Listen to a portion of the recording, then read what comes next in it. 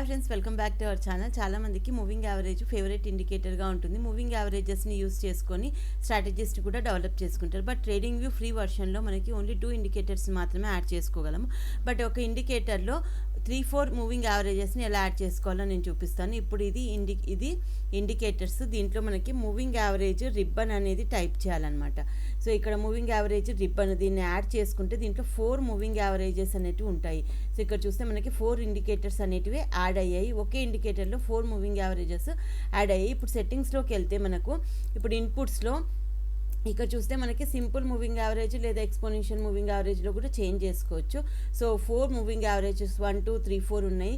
20, 50, 100, 200 మన రిక్వైర్మెంట్ ప్రకారం ఈ మూవింగ్ యావరేజ్ సెట్టింగ్స్ అనేటివి కూడా చేంజ్ చేసుకోవచ్చు. సో ఈ మూవింగ్ యావరేజ్ని యూస్ చేసుకొని మనం స్ట్రాటజీస్ కూడా డెవలప్ చేసుకొని మన ట్రేడింగ్ని ఎఫెక్టివ్గా ప్లాన్ చేసుకోవచ్చు. సో ఇలాంటి మరెన్నో వీడియోస్ కోసం ఈ ఛానల్ని సబ్స్క్రైబ్ చేసుకోండి. Thank you.